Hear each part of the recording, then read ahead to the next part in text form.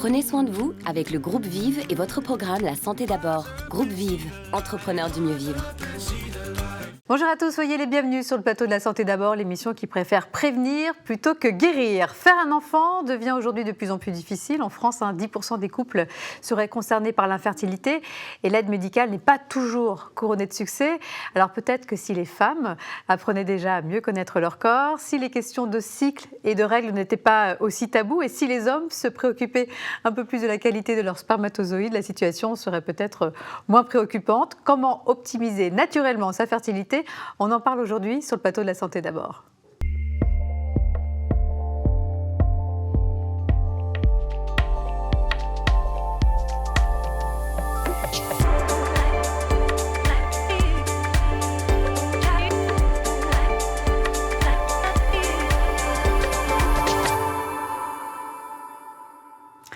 Un enfant, si je veux, quand je veux, on est loin en 2022 de ce postulat féministe des années 70 qui faisait écho à l'apparition de la pilule contraceptive. Aujourd'hui, malheureusement, un couple sur 6 consulte pour se faire aider et 1 sur 10 a recours à la fécondation in vitro. Alors les raisons de cette infécondité sont diverses, il reste encore une grande part d'inconnus. C'est un sujet malheureusement peu débattu, relégué souvent à une simple histoire de bonne femme, alors qu'il devrait être placé au cœur des grands enjeux politiques. Et ce n'est pas mes deux invités qui me diront le contraire. Guenelle Abéguilé, bonjour. Bonjour Véronique. Vous êtes micronutritionniste et spécialisée dans les troubles de la fertilité. Vous exercez en Bretagne, c'est ça ? Tout à fait. Et docteur Frédéric Jaffré, vous êtes gynécologue à la clinique mutualiste de la Sagesse à Rennes. Donc bonjour. Vive les Bretons aujourd'hui sur cette émission. Ils sont venus en force. Et nous allons voir avec vous comment mettre toutes les chances de son côté pour concevoir naturellement un enfant. Mais avant, je vous emmène sur le terrain à la rencontre de quelques Français que notre journaliste Pierre Emco a interrogé sur le sujet. Regardez.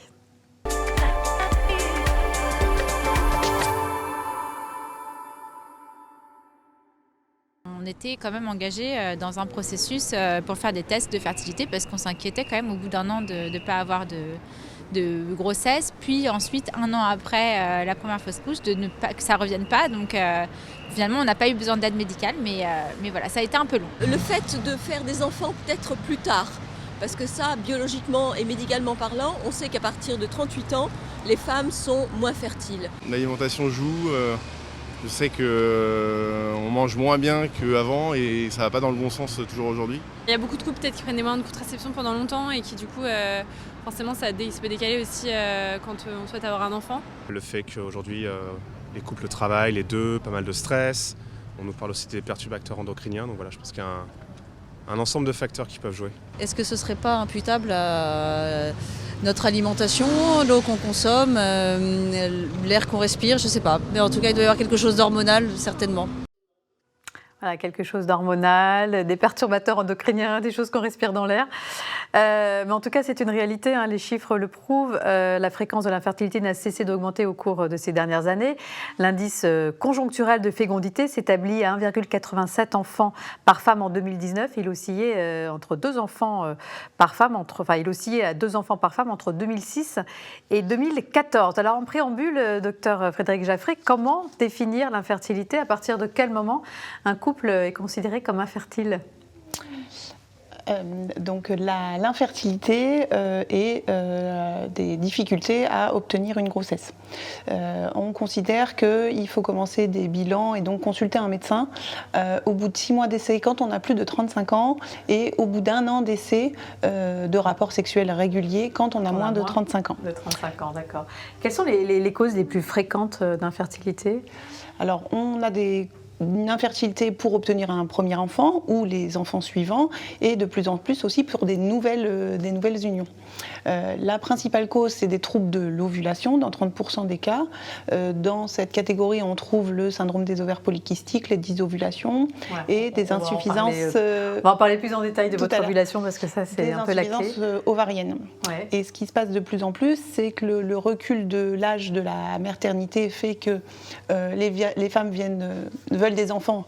Disons qu'au moment où ça commence à baisser, ça baisse nettement à partir de 35 ans et on a de plus en plus d'insuffisances ovariennes liées simplement à l'âge. Oui, parce qu'en 40 ans, l'âge moyen de la première grossesse est passé de 24 ans à 29 ans quand même. Exactement. Donc de la première et de la suivante aussi. De la suivante de aussi, deuxième tout ou du est troisième. forcément, Exactement. tout est décalé. On n'y pense pas toujours, mais une maladie sexuellement transmissible qui a été mal soignée ou une infection sexuellement transmissible mal soignée peut aussi être cause de stérilité. Alors ça, c'est surtout les infertilités tubaires et pelviennes qui sont effectivement post-infectieuses, post-opératoires ou dues à l'endométriose par exemple. Et puis chez les hommes, on va trouver aussi des infections des organes génitaux externes qui vont être facteurs d'infertilité masculine.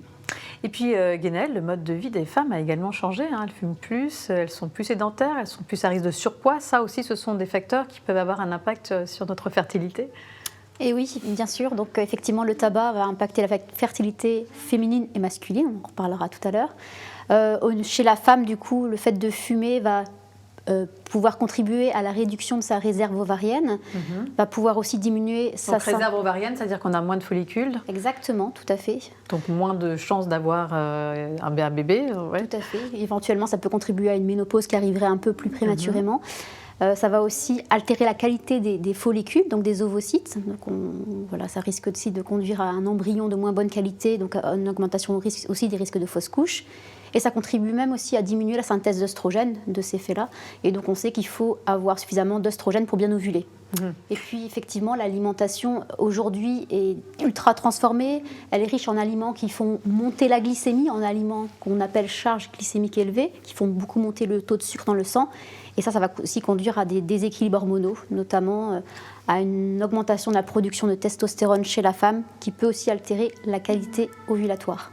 Oui, vous parliez tout à l'heure du SOPK, du syndrome des ovaires polykystiques. En fait, ça peut être lié à cette consommation de sucre trop importante. C'est une des causes, en effet. Il y en a pas mal d'autres, mais c'est une des causes la plus fréquente. Alors, parlons également des causes environnementales, comme la pollution atmosphérique. C'est vrai que dans le micro-trottoir, certaines personnes en parlaient. Et ces fameux perturbateurs endocriniens, ces substances chimiques qui sont un peu partout, 80% de perturbateurs endocriniens se retrouvent dans l'alimentation sous forme de pesticides. On trouve également dans l'eau, dans les produits cosmétiques, maquillage, tous les contenants en plastique, les produits ménagers, etc. Bon, on a fait une émission qui en parle un peu plus longuement. Et qui vont interférer avec le système hormonal, d'ailleurs, d'où leur nom. Et ça aussi, ça peut avoir un impact sur notre fertilité. Complètement, tout à fait. Du coup, c'est vrai, les perturbateurs endocriniens seront d'autant plus impactants que lorsque nous avons été exposés dans certaines périodes de vie. Donc, si on a été exposé pendant qu'on était dans le ventre de notre maman, ça va être encore plus impactant pour notamment notre fertilité. Donc, ils vont interférer pour certains avec la thyroïde, pour d'autres, ils vont modifier notre imprégnation en hormones sexuelles et donc perturber aussi des processus ovulatoires. Ils peuvent interférer de différents mécanismes.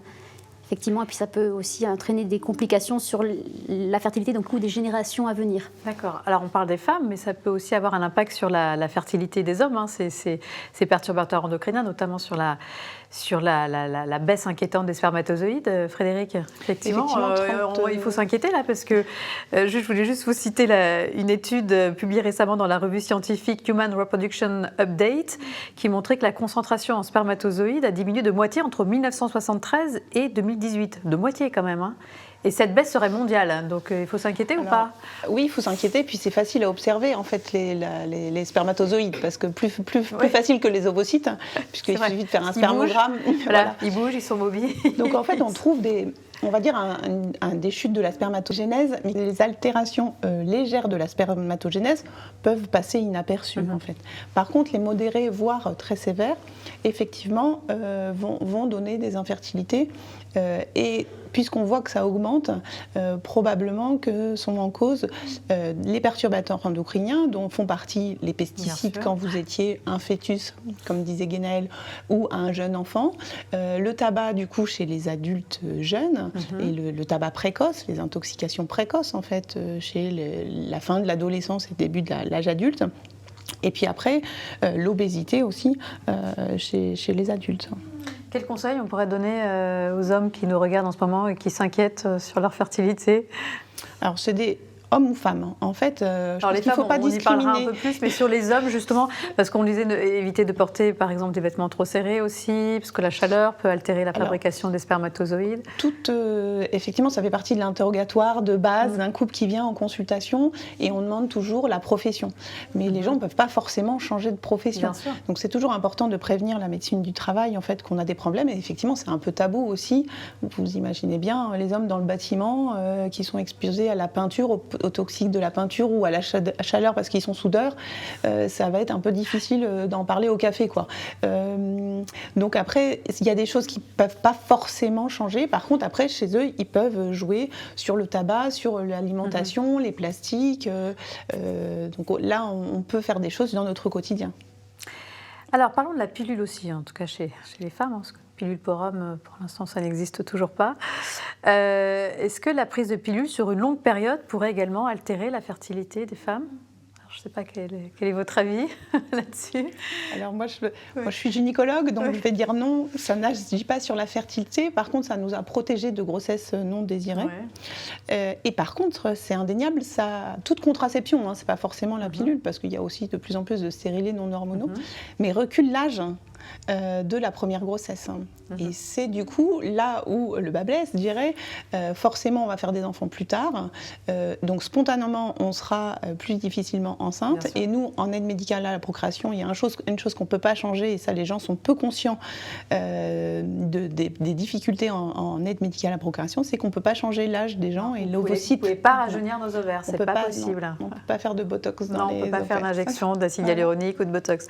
Guénel, quel est votre avis justement sur est-ce que la pilule prise sur du long terme pourrait altérer notre fertilité ? C'est vrai qu'il y a des études qui sont plutôt rassurantes, que quand on arrête la pilule, on ne met pas beaucoup plus longtemps à avoir un enfant que quand on ne prend pas. Mais ce qui est quand même important à savoir, c'est que la pilule est un voleur de micronutriments. Quand on prend la pilule, on a des carences, notamment en vitamine C, en vitamine E, en zinc, en sélénium. Ça contribue au stress oxydatif qui peut altérer la qualité de nos ovocytes. Ça va aussi voler la vitamine B6, B9, B12. On parle beaucoup de la B9 dans les projets de fertilité. Ces vitamines sont nécessaires pour des processus de méthylation qui permettent d'éviter des défauts de fermeture de tubes neurales. Et puis la pilule va aussi entraîner des carences, donc en iode, en sélénium, en zinc, on l'a dit, ce sont des micronutriments qui sont nécessaires au fonctionnement de la thyroïde. Et une bonne thyroïde est nécessaire à la fertilité. D'accord, donc vérifier ces vitamines, ces minéraux, toutes les vitamines que vous avez citées. Certes, il faut arrêter la pilule quand on veut un enfant et pas attendre le dernier moment de sa vie personnelle, professionnelle, pour ce désir d'enfant. Ça s'anticipe en fait, ça se réfléchit. Et il faut en avoir conscience. Alors, comment mettre toutes les chances de son côté pour concevoir, on va essayer d'être très pratique. Alors imaginons, ça fait 1 an que j'essaye de faire un bébé, enfin non, moi ça risque plus d'arriver maintenant, mais voilà, il ne se passe toujours rien. Frédéric, dans ce cas, vous allez prescrire, j'imagine, des bilans sanguins, des examens gynécologiques spécifiques. Qu'est-ce que vous allez rechercher en priorité ? Alors, on a surtout un interrogatoire des 2 membres du couple, et c'est important que chacun prenne conscience des problématiques de l'âge de l'autre et entende les mêmes choses. Chez les femmes, il y a une prise de sang pour évaluer effectivement les hormones en début de cycle et la réserve ovarienne, une échographie pour évaluer l'utérus, les malformations, les polypes, les fibromes et puis les ovaires, et ce qu'on appelle un examen des trompes. Il y a plusieurs méthodes actuellement disponibles en France, mais pour voir la perméabilité tubaire. Et chez les hommes, c'est plus simple, il y en a un spermogramme. Voilà, c'est sûr, nous on est des êtres beaucoup plus complexes. Et puis vérifier aussi l'absence d'endométriose, on en parlait tout à l'heure. C'est vrai que c'est la première cause d'infertilité chez les femmes. Qu'est-ce que c'est exactement l'endométriose ? Alors, l'endométriose, c'est une pathologie gynécologique inflammatoire chronique qui atteint la femme en âge de procréer, donc c'est-à-dire de la puberté jusqu'à la ménopause. Et donc c'est des cellules de l'endomètre. Donc l'endomètre, c'est cette muqueuse qui va saigner tous les mois au milieu de l'utérus, dans lequel va s'implanter l'embryon quand il est là. Et ces cellules de l'endomètre vont apparaître ailleurs, notamment dans le pelvis et dans le petit bassin, sur le péritoine, sur les organes, donc les ovaires, les trompes, le tube digestif. Ça peut aussi aller un peu plus loin, le haut de l'abdomen avec le diaphragme, par exemple. Est-ce qu'on connaît les causes de cette maladie ? Est-ce qu'il y a des hypothèses aujourd'hui, Guénaëlle ? Alors, il y en a au niveau plutôt médical et d'autres au niveau plutôt fonctionnel. Donc moi, je vais plutôt parler des causes fonctionnelles. Donc effectivement, comme disait Frédéric, c'est une maladie inflammatoire. Donc tout ce qui favorise l'inflammation va être une des causes d'endométriose. Et ça, on va en parler un peu plus longuement tout à l'heure. Mais il y a plein de causes qui vont conduire à cette inflammation. Et on a aussi toutes les causes qui vont favoriser le déséquilibre entre les œstrogènes et la progestérone, puisque ces cellules endométriosiques sont équipées, comme les cellules de l'endomètre, de récepteurs aux œstrogènes, et donc vont proliférer, vont se multiplier quand on a beaucoup d'œstrogènes, alors que la progestérone va faire l'inverse, va freiner cette multiplication. Donc dès qu'on a trop d'œstrogènes ou pas assez de progestérone, ces cellules vont se multiplier davantage. Et ça, c'est un facteur effectivement qui peut aggraver cette endométriose qui a fait l'objet de nombreuses campagnes d'information et de sensibilisation ces dernières années. Non, ce n'est pas normal d'avoir mal pendant ses règles. Et plus cette maladie sera dépistée tôt, effectivement, plus sa prise en charge sera efficace. Une des prises en charge, c'est la chirurgie. Et je vous propose justement d'aller à l'Institut spécialisé IFEM Endo à Bordeaux. Regardez, c'est un sujet de Bénédicte Dohain à TV7, regardez.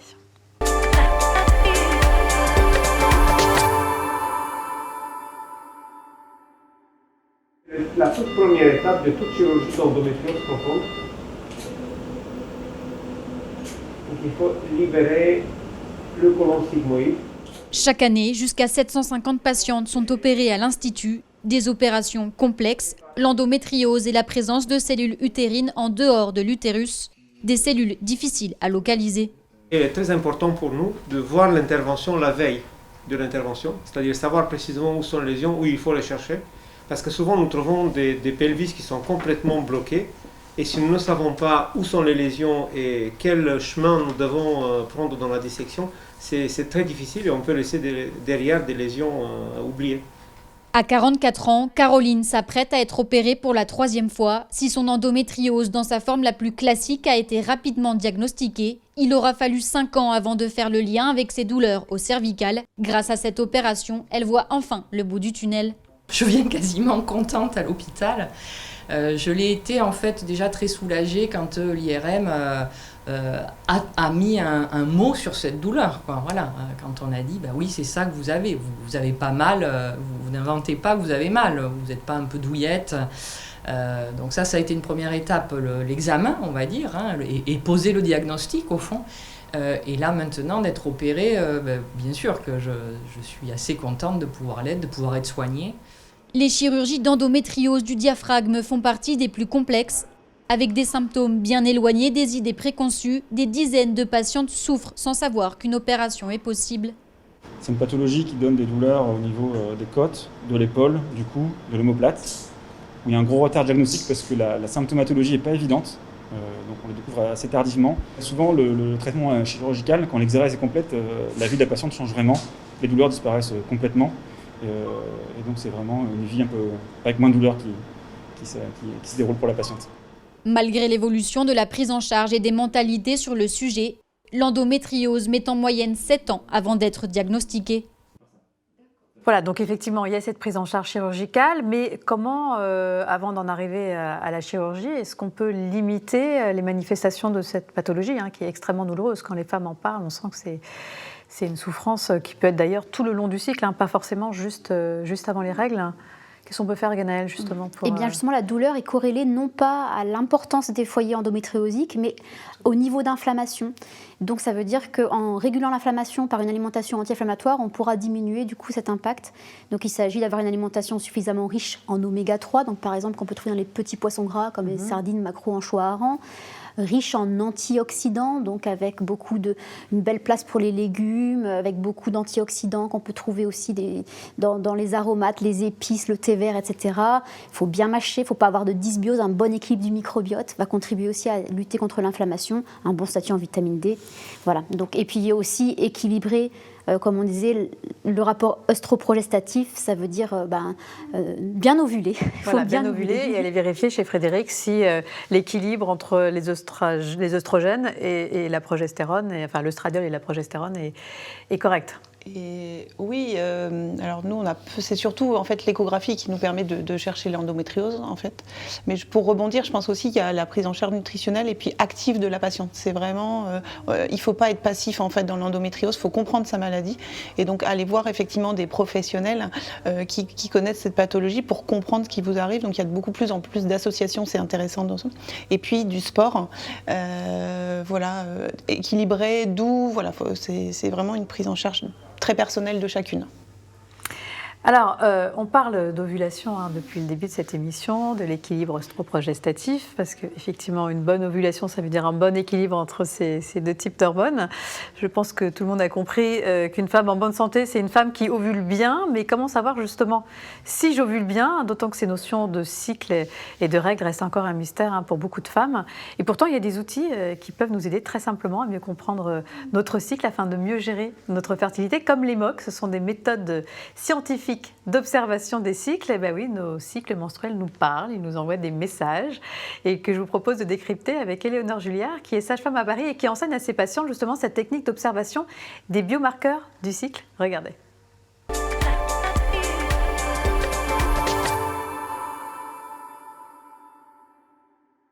Éléonore Julliard, je suis sage-femme. Alors en général, dans ces consultations, je vais déjà leur demander pourquoi elles viennent, quel est un peu le but recherché, est-ce que c'est juste de se connaître. Je vais leur expliquer le cycle féminin en me basant un peu sur toute la physiologie du corps de la femme. Donc en gros, le biomarqueur de la fertilité, il y en a plusieurs, mais il y en a un qui est assez important et qui est la glaire cervicale, qui va venir vraiment évoluer pendant le cycle.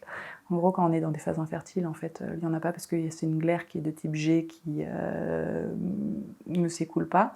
Quand on commence à rentrer dans la période de fertilité, on commence à avoir une glaire qui est un petit peu élastique blanche, qui va évoluer vers une glaire qui va être très transparente, lubrifiante, très élastique. Et on va avoir un changement abrupt le lendemain de ce jour qu'on appelle pic, qui est le jour le plus proche de l'ovulation. Avec une disparition de cette glaire. J'invite souvent mes patientes en fait plutôt à vraiment se former auprès de la méthode qu'elles choisissent en fonction de si elles sont plus à l'aise sur les sensations, si elles sont plus à l'aise sur l'observation de la glaire ou si elles sont plus à l'aise d'y associer la température, qui est d'ailleurs un autre marqueur de la fertilité. Moi j'ai plutôt une petite tendance à montrer que les femmes elles ont tout en elles pour comprendre ce qui se passe dans leur cycle. Je trouve que c'est des méthodes qui sont super pour la femme, en tout cas pour qu'elle se connaisse davantage. En fait, ça va venir l'aider à s'aimer aussi davantage. Alors c'est vrai qu'à l'heure on constate une vraie prise de conscience écologique des jeunes générations, notamment qui aspirent à un retour à la nature, qui ne veulent plus confier forcément leur corps à l'industrie pharmaceutique. Ces outils d'observation du cycle peuvent avoir toute leur place. Qu'est-ce que vous en pensez ? Ah oui, ça permet vraiment que la femme soit acteur à part entière de sa santé, de sa fertilité. C'est vraiment un outil exceptionnel. Et qu'en pense la gynécologue ? Alors moi je vois aussi des gens du coup qui sont un peu dans le timing et qui sont toujours avec l'horloge et c'est plus très romantique, je dis assez souvent, pour un peu dédramatiser forcément le couple que j'envoie. Nous en médecine on dit effectivement qu'il faut 2 rapports par semaine. Un spermatozoïde ça vit 3 jours, 5 jours et un ovocyte par contre il vit 12-24 heures. Donc c'est 2-3 rapports par semaine pour optimum dans sa fertilité. Voilà, c'est une histoire de timing, comme toujours dans la vie. Quid des applications et autres tests d'ovulation vendus en pharmacie ? Est-ce que ça peut être utile, ça ? Alors les applications sont quand même assez prédictives. En gros, on renseigne le jour de nos règles, le premier jour de nos règles et la durée de notre cycle, et puis ils prédisent quand est-ce qu'on ovule, et ça marche très mal parce qu'il y a des femmes qui... La phase lutéale, donc après l'ovulation, n'est pas forcément de 14 jours comme on nous l'apprend. Donc dès qu'on s'écarte de ce standard, cycle de 28 jours, on ovule à 14 jours. Non, voilà, c'est pas vrai d'une femme à l'autre. Les tests d'ovulation, ils dosent une hormone qui est la LH qui, normalement, vient avant l'ovulation. Mais il y a des femmes qui ont un taux de LH tout le temps haut, notamment celles qui ont un syndrome des ovaires polykystiques. Donc ça ne fonctionnera pas toujours. Et parfois, parce qu'il faut un pic de LH pour une ovulation. Exactement. Et il y a aussi des femmes qui ont un pic de LH, mais le follicule ne parvient pas à ovuler. Donc malgré tout, ça ne marche pas. Donc c'est loin d'être aussi performant que les méthodes d'observation du cycle qui ont été vues par Éléonore. Et en dehors de la glaire, il y a d'autres signes justement d'une mauvaise ovulation ? Donc des cycles qui vont être peut-être trop longs, trop courts. Qu'est-ce qui peut aussi nous mettre sur la voie ? Irréguliers, des phases lutéales trop courtes. Une phase lutéale normale, c'est minimum 11 jours. Donc dès que ça fait moins, ça doit mettre de la puce à l'oreille. Et un syndrome prémenstruel avec notamment des douleurs au sein, de la rétention d'eau, des maux de tête. Ça veut dire qu'on manque de progestérone et là, à ce moment-là, vous pouvez peut-être en prescrire. Mais il y a aussi des choses qu'on peut faire, alors justement en phytothérapie et en micronutrition. Quels sont les conseils que vous pouvez nous donner pour avoir une ovulation de complète? Alors j'aimerais qu'il y ait quelque chose, un complément qui ferait une ovulation complète pour tout le monde, mais ça ne sera jamais possible, ça n'existera jamais. Il faut repérer la cause du trouble ovulatoire qui est individu dépendant. Certaines ont trop d'hormones mâles, d'autres ont trop de prolactine, d'autres n'ont pas assez d'oestrogène, d'autres font trop de sport, d'autres sont trop stressés. Mais il y a une cause à tout ça en fait. Il y a une cause à tout ça, donc il faut la rechercher et puis il faudra donc cibler la problématique afin de voir ce qu'on peut donner à la patiente pour qu'elle ovule mieux. Frédéric, vous êtes d'accord avec ça? Ça me fait penser à plein de patientes, c'est génial, mais oui, tout à fait, je suis tout à fait effectivement d'accord. Chacun a sa solution en fait, dans toutes les pathologies dont on vient de parler d'ailleurs. Très complémentaires finalement, toutes les deux, entre la micronutritionniste et la gynécologue. On a vraiment tous les deux la vision que la patiente soit actrice de sa santé, qu'elle cherche ses solutions, qu'elle ne reste pas passive. Mais merci mesdames de nous avoir appris à bien ovuler, en tout cas, avoir des belles ovulations. Et c'est vrai qu'à l'heure du MeToo et de balance ton porc, il est temps que les femmes reprennent un peu le pouvoir sur leur propre corps, sur leur féminité, sur leur sexualité. Je vous conseille d'ailleurs la lecture d'un ouvrage passionnant sur ce sujet, Cycle féminin au naturel de Marion Valette, qui est sage-femme et qu'elle a coécrit avec le docteur Sophie Sab. Voilà, si vous voulez en savoir plus, notamment sur ces MOC, sur ces méthodes d'observation du cycle. Et Guenelle, si mes informations sont bonnes, vous êtes en train d'écrire un livre également consacré entièrement à l'équilibre hormonal et notamment à notre ovulation. Voilà, retrouver le pouvoir de vos hormones en ovulant mieux. Voilà, oui, parce qu'on le rappelle, une femme qui ovule bien, c'est une femme en bonne santé. C'est ça. Voilà. Et c'est prévu pour quand, ce petit bébé? Octobre 2023. Ah oui, encore quelques mois de gestation. Oui. Bon, on a hâte en tout cas. Mais un grand merci à toutes les deux. Merci à tous de votre attention. Merci de nous avoir suivis. Et je vous donne rendez-vous très bientôt pour un prochain épisode de La Santé d'abord. D'ici là, prenez soin de vous.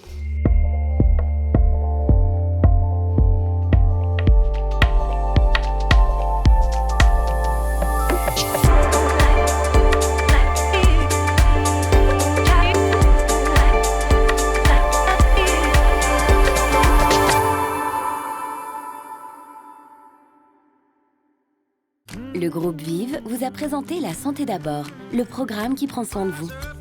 Groupe Vive, entrepreneurs du mieux vivre.